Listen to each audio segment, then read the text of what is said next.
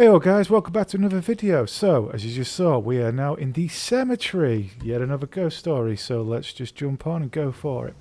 So, in the cemetery, what you need to do, head over this bridge, kinda. Now, once you're over the bridge, head to the end of this little rolling section there. You go to this little sign, tells you where to go. Now, with these guys, there's some crypts. Ignore them for now, we come back in a minute.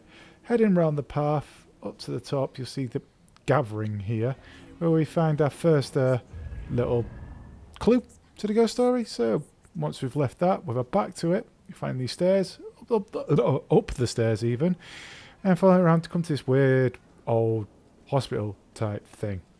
Now following this round up the stairs, and we find a new ability which will help us throughout the rest of the game. But with this new ability, kapoo, jumping. We've got that. So let's go back to that crypt where we had those guys just chatting around talking rubbish. With our new ability, bam, straight over, follow this path around, right to the back, and there's our next clue. Here we go, we're rocking and rolling now, getting some thunder behind us.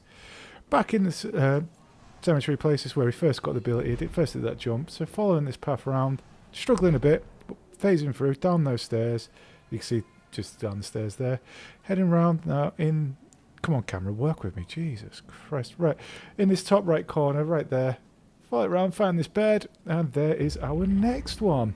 Hey. Alright, now, just wandering through. There's the exit. Let's get out of there. Now, you head around to find this section, pop the wall out, grab your next one. Now, from here, just turn around and you find them stairs. You need to reveal them, just like you remove the wall. Up the top, grab the next one. And then as you spin the camera around, you look, we're directly above the one we just caught. And that's where we exited the surgery area. So we've done now in that little bit. So following this round, we see a group of lads there. There's nothing really in any of these crypts, so you just ignore it. So ignoring the guys, going through, come up to a new wall that we have to phase past. And as soon as you do, that lovely noise, it means we're surrounded by demons. So once you clear out all the demons, head to the end, and you'll come up to your next clue, just here on the floor. And once you pick this up, there's a little hut there to your right. Walk through it, walk straight through the back, go up to a little like crypt area. Now this wall, you get stuck, there's nothing there. But in the top right corner there, following right around there, boom, there's the next one. Now quickly, just head back into this crypt. Not this one. Exit that one.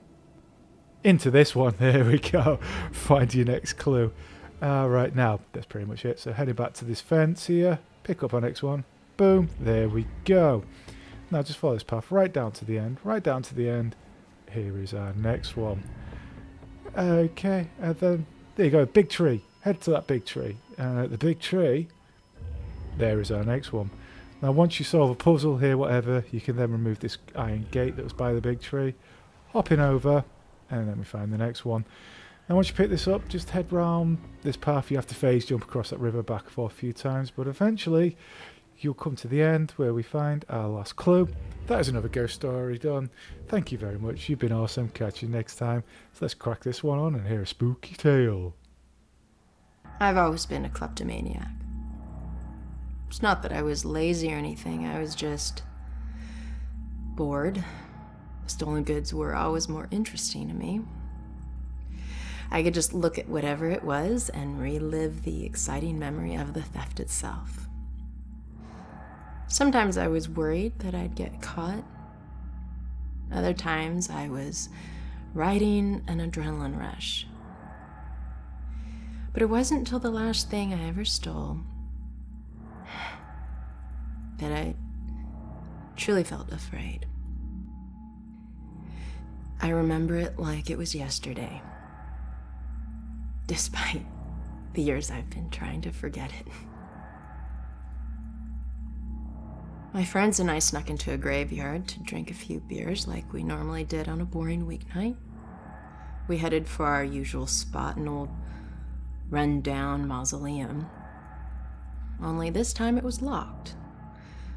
It seemed someone had finally taken an interest in the dead guy it belonged to and didn't appreciate us partying there.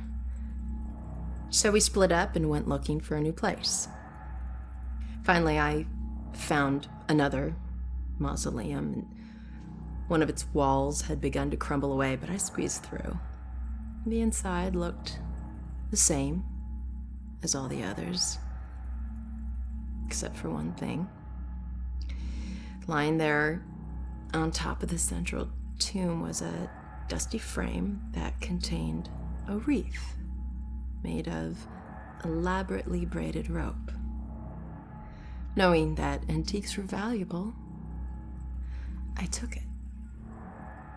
I figured I'd wait a week before selling it, in case anyone reported it stolen. So when I got home, I hid it at the top of my closet and went to sleep. That night, I had horrible nightmares of a dead-faced hag with rotting flesh. No matter how many times I woke up, she always found her way back into my dreams. Over the next few days, the nightmares got worse. I'd wake up only to find clumps of my hair missing and my scalp bleeding. I chalked it up to stress and feelings of guilt about stealing from the graveyard. So the next day I went to a pawn shop to sell the wreath and be done with it. I could feel a shiver run down my spine when the pawnbroker informed me that the wreath wasn't made from a rope at all. It was actually made from the human hair of a deceased loved one, as was customary in the late 1800s. I wanted the nightmares to stop, so I sold it to him. Unfortunately, it didn't work that way. Now, I spend my time trying to track it down, hoping to return it so I can finally get some sleep.